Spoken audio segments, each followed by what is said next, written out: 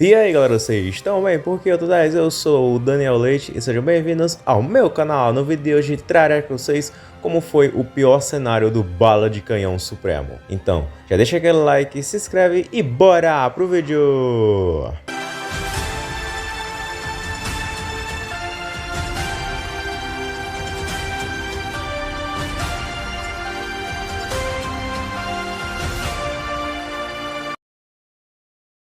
Então galera, eu sei que vocês vão estar aí comentando: ah, cadê o Friagem Supremo? Eu quero o pior cenário do Friagem Supremo. Fica frio, meu irmão. Relaxa galera, relaxa, que é o que eu falei no episódio anterior. O pior cenário do Friagem Supremo é muito complexo, então tem que ser uma análise mais precisa, mas vai ter, viu galera? Mas eu garanto pra vocês que o do Bala de Canhão Supremo tá bastante interessante também.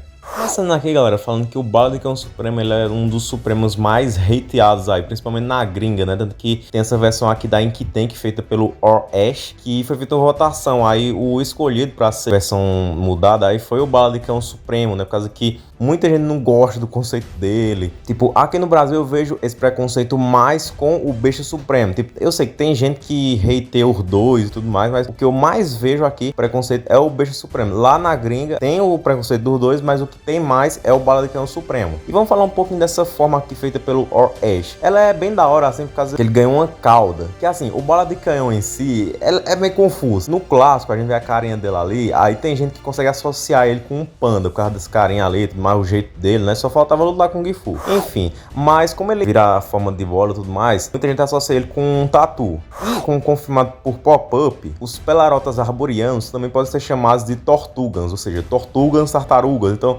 Bala de Canhão é doido. Mas assim, o Bala de Canhão Supremo, feito pelo Ash, ele é baseado num animal chamado Pangolim. O Pangolim é um animal que ele também serviu de inspiração para o Pokémon Sandslash, que ele se enrola, ele fica nessa forma de esfera, juntamente com a cauda. Então isso seria uma coisa bem da hora pro Bala de Canhão Supremo, né? Ele fazer essa forma de esfera, aí se cobrir com a cauda, mas a cauda também servir para fins de ataque, ele se impulsionar. É uma adição bem interessante pro Bala de Canhão Supremo, tá ligado? Mas vamos entender aqui como funciona a lore original do Bala de Canhão Supremo da série. Bem galera, eu vou dar 3 informações aqui no vídeo que eu acredito que muita gente não tenha um conhecimento. Eu acredito que alguns tenham e tudo mais, mas comenta aí. Se você é craque mesmo em Ben 10, comenta aí das 3 informações que eu vou avisar quando eu for falar essas 3 informações específicas. Eu vou avisar e vocês falam aí nos comentários qual das 3 você sabia. Mas assim, o Bala de Canhão, mesmo na forma normal, ele é blindado, né? É bem interessante isso, mas assim, ele tem pelo. Só que é que nem a gente, nós seres humanos. Ó, olha pro teu braço aí. Não é o Tony Ramos, então são pelos curtos que você tem. Tipo, se uma pessoa te ver de longe, é muito provável que ela não veja os teus pelos, entendeu? Então, com Bala de Canhão é da mesma forma, tá ligado? Tanto que, por exemplo, o Ratch, a gente vê que na série ele tem pelo, só que é como se ele tivesse um pelo liso, não dá pra ver assim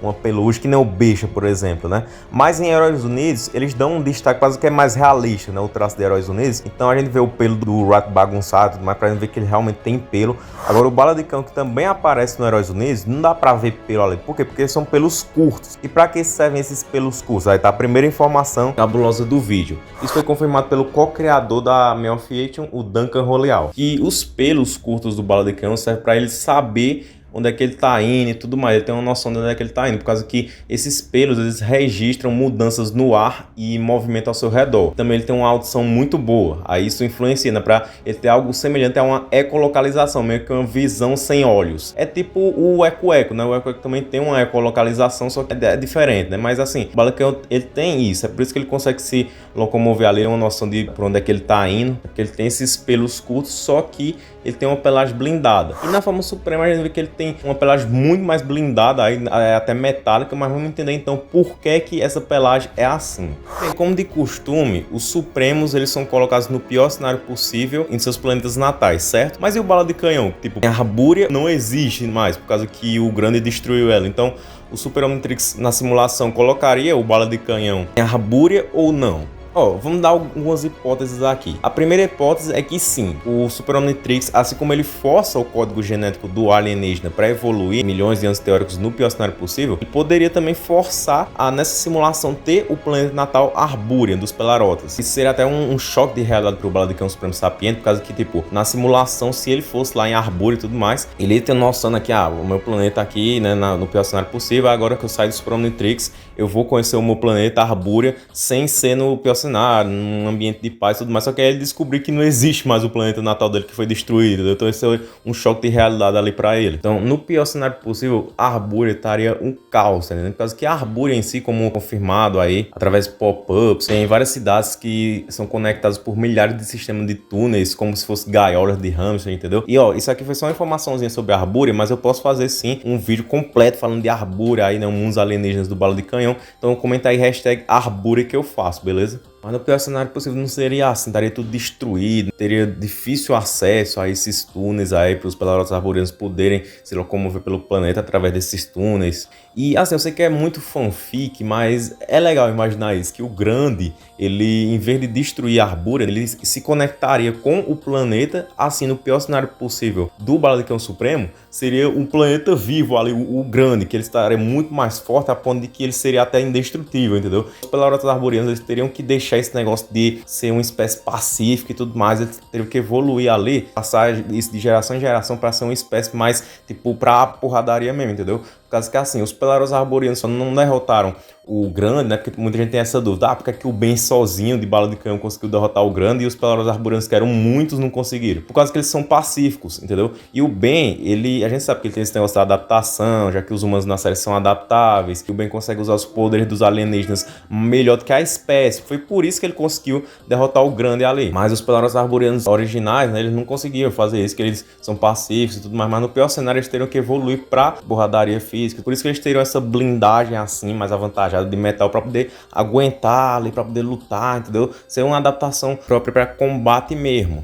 Mas se não fosse a Arboria, se o Super Omnitrix levasse em consideração que a Arboria não existe mais, qual outro planeta da galáxia faria sentido o Super Omnitrix colocar o Bala de Canhão na simulação do pior cenário? Vulpin. Por quê? Por causa que em Vulp tem a subespécie dos Pelorotos arborianos, que são os Vulpinic Pelarotas. Então, assim, seria o Bala de Canhão que a gente conhece, tipo o Bala de Canhão Pelorota arboriano normal, tendo que conviver com Vulpinics Pelarotas lá, né? Aí, tipo, teria que ter uma compatibilidade de reprodução, assim fazendo com que o Bala de Canhão Supremo, ele seria uma mistura dos dois genes, né? Do Pelorota arboriano normal e do Vulpinic Pelarota, né? Seria um negócio meio cabuloso, mas é uma premissa, assim, bastante interessante. Só que, assim, não necessariamente poderia ser em Vulpin, poderia ser em outros planetas. Por quê? Por causa que o Eugenisson, ele confirmou o seguinte, que acredita-se que os Pelorotos arborianos estão extintos no universo. Só que ele falou que não seria uma surpresa se houvesse alguns vivos em algum lugar. E o Derek complementa isso, dizendo que acredita existir supostamente alguns sobreviventes espalhados pela galáxia. Isso se torna mais verídico ainda, por causa que na série, o Cabeça de Bolha, ele tava falando ali com Bala de Canhão, ele não sabe que é o Ben, né? Aí ele chama ele de Arboriano Pelarota, tá entendendo? Tipo, ele não se surpreende, tá ligado? Ele não fala, nossa, mas a sua espécie não é extinta. Não, ele sabe, né? Ele sabe que existem outros espalhados pela galáxia e tudo mais, entendeu? Então é uma coisa que a própria série nos indica.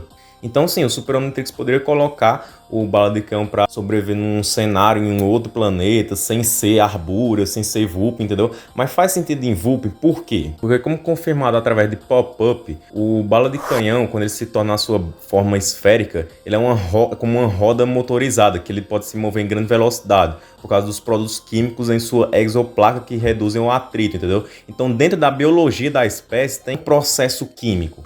Em Vulpin é literalmente isso, tem vários processos químicos lá, um monte de negócio assim de gás, de veneno e tudo mais ali, entendeu? Então imagina isso se combinando ali com a biologia do Bala de Canhão, para ele se adaptar ao pior cenário, estando ali, entendeu? Como se isso fosse um auxílio para melhorar a sua biologia, para ele poder evoluir no pior cenário nos milhões de anos teóricos. Isso é até um complemento para o que o Darwin McDuff falou. Sim, essa confirmação do Darwin é a segunda informação que eu disse que ia falar. O Darwin, ele falou que o Bala de Canhão Supremo, ele não perde o momento. Para quem não sabe o que é momento, segundo a física, é o produto da massa pela velocidade do corpo, impulso, quantidade de movimento. Então ele não perde isso na sua forma de esfera, por causa que os seus picos, os seus espinhos, ele dão tração adicional. Então ele evoluiu para ganhar esses espinhos já para isso, para ele ganhar ali uma tração adicional. E acredito que esses produtos químicos que tem lá em Vulpin, sendo mesclados com a própria biologia da espécie que tem um processo químico, eles poderiam evoluir ali para criar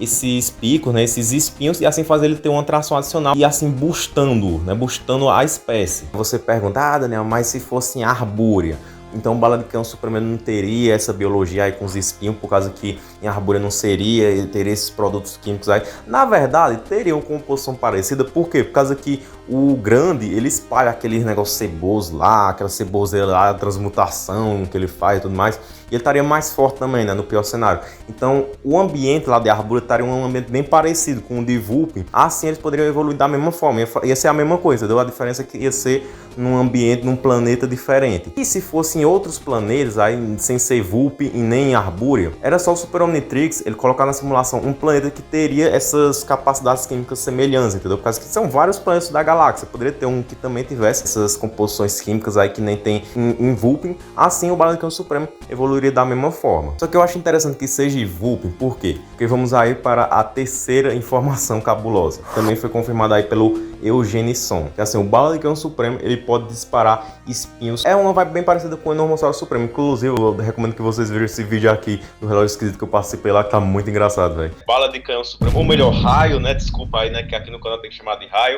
Que assim, ele teria que evoluir para aprender a atacar de longe, que assim daria uma vantagem mais para ele, tipo, ele receber menos dano, entendeu? Do que tá atacando de perto. Acho que atacando de perto seria mais perigoso, então ele teria que ficar lá de longe disparando os projéteis de espinhos. Se seria Vulpin, então teria os Vulpin Monsters ali, né? Então meio que seria como se fosse uma dupla evolução, os dois evoluindo juntos, já que os Vulpin Monsters eles são uma espécie que eles são predadores, né? Eles são carnívoros e tudo mais. Aí, como eu falei no pior cenário do besta, os Vulpin Monsters evoluiriam ali para eles poderem se socializar mais, assim poder sobreviver junto, e eles iriam ser como predadores para os Pelarotos arborianos, entendeu? Então os Pelarotos teriam que evoluir lá para isso, né, para poder resistir, ter uma blindagem mais forte, para não serem devorados pelos Vulpin Monsters. E também por causa que os Vulpin Monsters, eles na forma normal, eles podem disparar espinhos ali, como mostrado em quadrinhos e tudo mais. A forma suprema também mantém esse poder.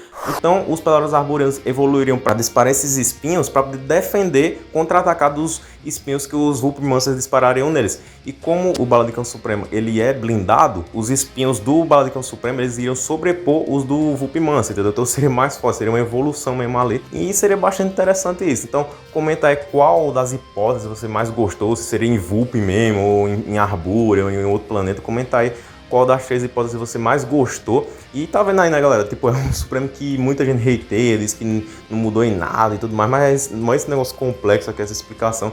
Então, não subestimamos o Alien só porque ele muda a cor na evolução, né? Então, é isso, galera. Esse foi o vídeo. Espero que vocês tenham gostado. Se gostaram, deixa aquele like, se inscreva no canal, se possível, seja membro, ativa o sininho, falou e tchau!